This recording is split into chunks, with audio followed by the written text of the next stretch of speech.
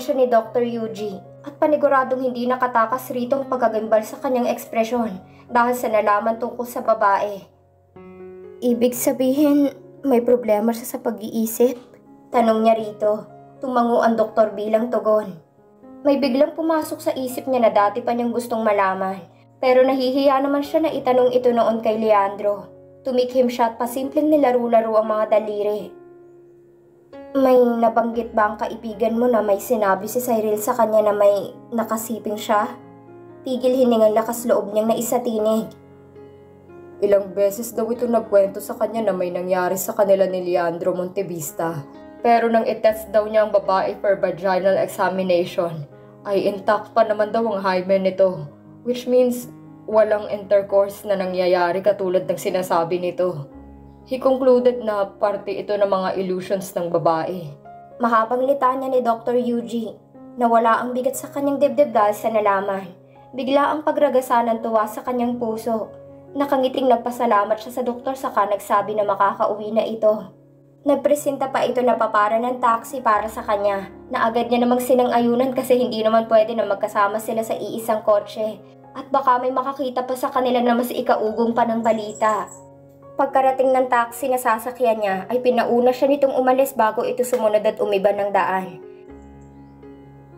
Ilang oras na niyang kuyong ang ballpen sa pagkakahawak. Oo nga at nasa opisina siya ngayon pero ang utak niya ay naglalakbay sa nangyayaring kaguluhan tungkol kay La Arnie. Pang ilang beses nang tumatawag sila Arnie sa cellphone niya, pero pang ilang beses na rin niya iyong hinahayaan lang, hanggang matapos ito sa pagtunog.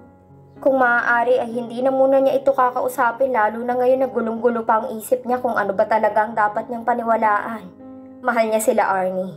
Pero aminado rin siya na hindi nagtutugma ngayon ang iniisip ng kanyang puso at utak. Ayaw niyang magpadalos-dalos dahil alam niya mismo sa sarili niya kung gaano siya kasakit bumitaw ng mga salita. Oo nga at ilang beses na siya nitong pinatawad sa kabila ng mga nangyari at ginawa niyang masasama rito. Pero ayaw niyang sumugal dahil ayaw na niyang maghiwalay sila muli sa parehong dahilan. Sa mga maling akala at kakulangan sa pagtitiwala. Ilang minuto lang ay huminto rin ang kanyang cellphone sa pag-ring. Kinuha niya ito at naghintay na mag-send ang babae ng text sa kanya. Pero wala. Nabigo siya. 30 tawag rin palang ginawa nito nang dumako siya sa call history. Maliban kay La Arnie, ay sandamakmak rin na tawag mula kay Fierce at sa kanyang mga kaibigan ng naroon. Pati na rin ang missed calls ng kanyang lolo. Pero mamaya na muna niya iisipin ang lahat ng yon. Panigurado kasi na nag-aalala ang mga ito sa kanya. Dahil siguradong nababahala rin ang mga ito sa kung ano ang kanyang magiging reaksyon sa kumakalat na mga balita. Ilang scroll pa sa call history ay nahanap na niya ang numero ng nais niyang tawagan. Sa pangatlong ring pa lang ay agad nito iyong sinagot. Papabuka na sana ang kanyang bibig para magsalita, pero naunahan na siya ng nasa kabilang linya. Kasalukuyan namin tinetrace ngayon ang IP address ng nagpakalat ng larawan sa internet. Ilang minuto lang ay matutukoy na natin kung sino ito. Bungad na ani ni Dan Stephen. Magandang balita ang sinabi nito at dapat sana ay gumaan na ang kanyang pakiramdam. Pero nandun pa rin ang bigat na bumabagabag sa kanyang puso. Wala pa man siyang sinasabi pero alam na agad ng kausap na meron pa siyang gustong sabihin. Kaya muli itong nagsalita. Sabihin mo na. Pangungumbinsin nito sa kanya. Naipacheck niyo na ba kung legit ang mga larawang kumalat? Sandali siyang huminto para kontrolin ang tila panghihina ng loob. Baka edited lamang ang mga yon. Dagdag niya na tila kinukumbinsi ang sarili. Parang may biglang bumigig sa kanyang lalamunan at pinipigilan siya nito na wag na muling mag-attempt na magpatuloy sa mga sinasabi. Kabadong hinintay niya ang sagot ng kausap sa kabilang linya. Pero tila yata binibiro talaga siya ng kapalaran nang marinig niya ang pasimple nitong pagbitaw ng malalim na hininga. Mukhang alam na niya ang gusto nitong sabihin pero minabuti niya pa rin na sabihin ni Dan Stephen ito sa kanya. Ilang ulit ko nang pina-verify ang mga larawan pero hindi talaga gawa-gawa lamang ang mga yon. Yung mga kuha nila habang pasakay sa elevator ng hotel at ang larawang kuha kay La Arnie nang palabas siya ng building na ang t-shirt ng lalaki ang suot. Totoong lahat ng yun. Humina ang boses ng kausap sa huling sinabi nito. Tila naman lantang gulay ang kanyang kamay na nakahawak sa cellphone. Biglang nawalan ito ng lakas dahil sa mga narinig.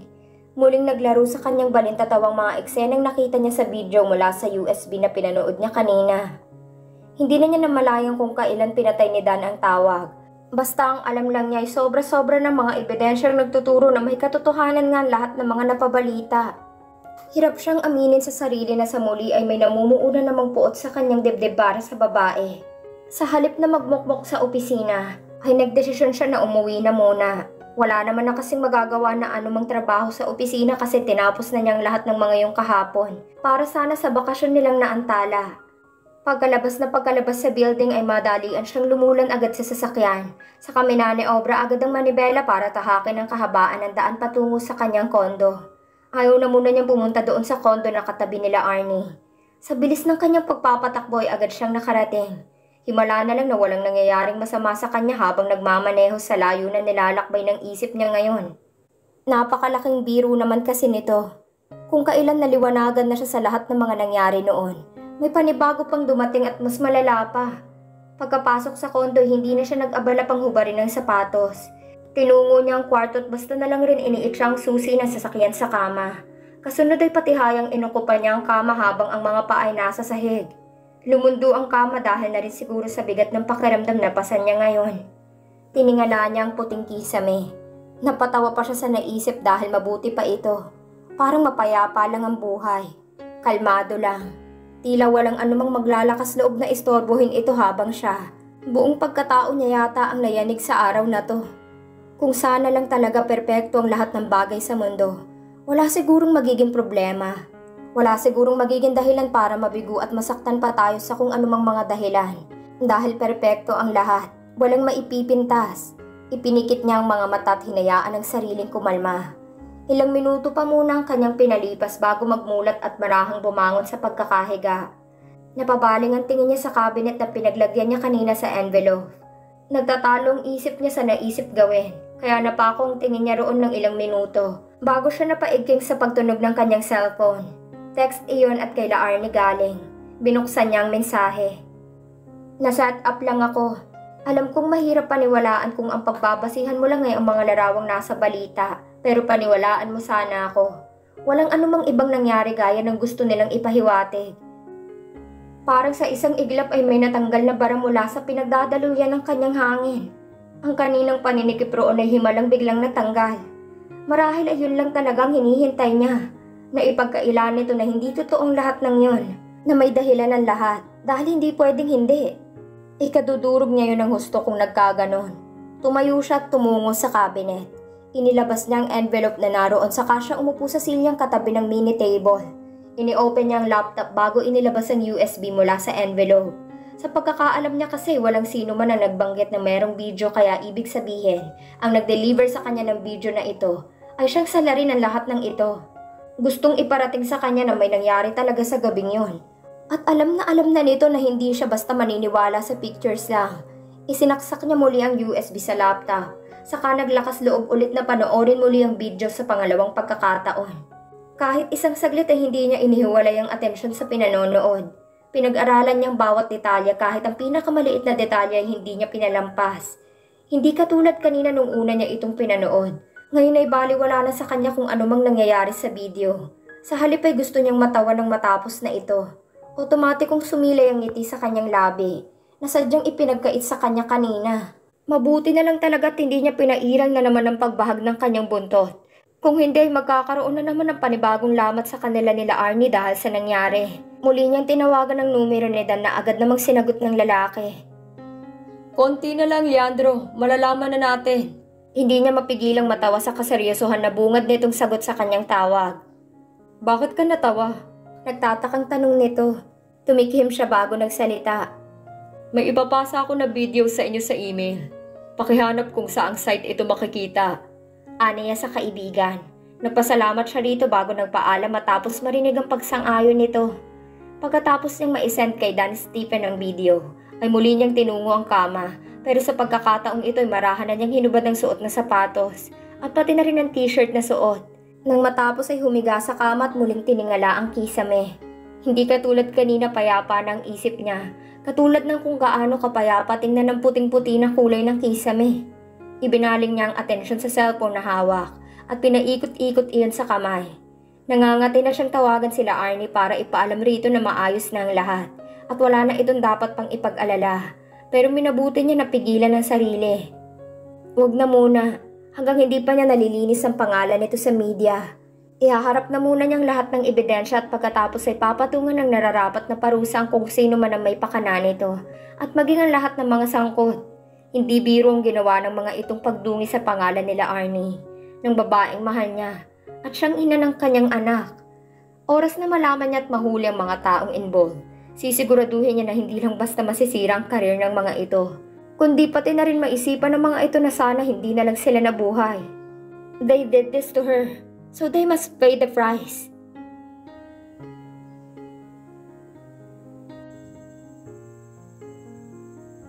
Naalimpungatan si Leandro sa marahang katok na nagmula sa kanyang pinto. Marahan lang yun, pero naglikha iyon ng ingay sapat para mabulabog siya sa kanyang pamamahinga. Nakatulugan na pala niyang pag-iisip kay Arnie. Mabigat ang katawan na hindi na siya nag-abala pa na suotin muli ang t-shirt at pantalon na lang ang may nadali niyang isuot. Wala naman siyang inaasahang bisita kaya posibleng mails o bills lang yon na inihatid ng security sa labas.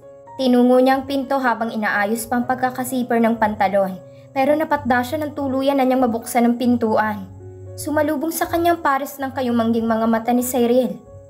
Lumawak pa ang pagkakangiti nito habang naglalakbay ng malaya ang paningin nito sa exposed niyang katawan.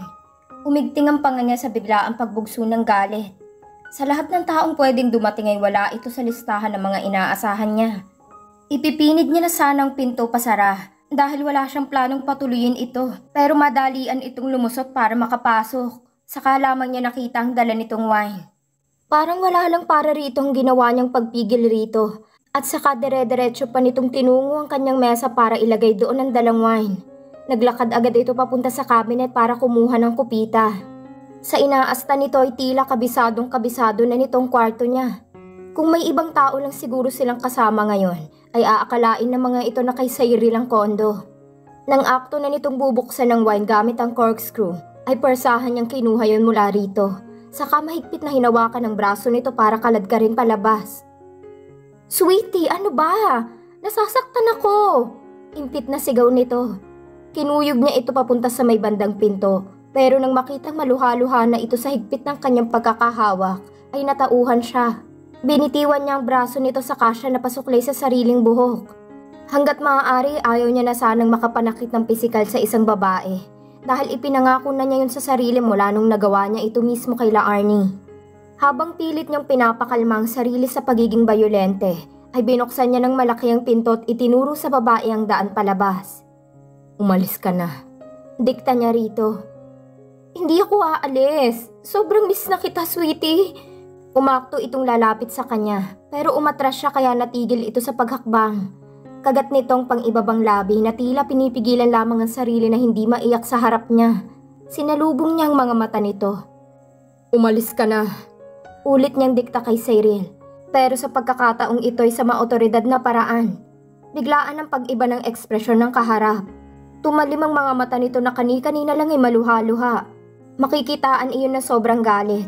Pero kalaunan ay parang tupang umamo ulit iyon. Bakit mo ba ako ipagpapalit sa babaeng yun? Ilang beses ka na niyang niloko at ipinagpalit sa ibang lalaki.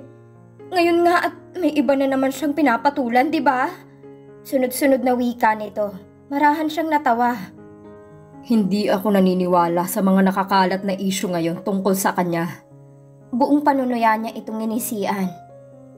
Kung sino man ang nagplano ng paninirang ito kay Arnie, napakatanga niya para isiping mapapaniwala niya ako.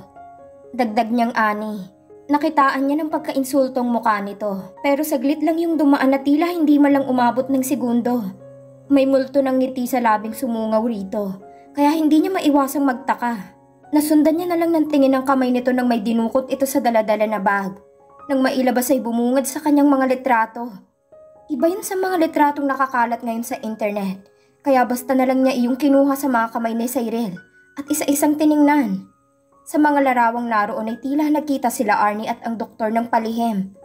Nakatagilid ang pwesto nila Arnie paharap sa lalaki, habang nakangiting nakasandig siya sa sasakyan nito. Pasimple niyang naikuyom ang kamao na hindi naman nakaligtas sa mapanuring mga mata ni Cyril. Napangiti ito ng palihim sa kanyang naging reaksyon. Sa tingin mo pa rin ba? na walang namamagitan sa kanila ng lalaking yan? Panlilin lang nitong Annie. Humakbang ito palapit sa kanya habang ang atensyon niya ay nakatuon pa rin sa mga larawang hawak.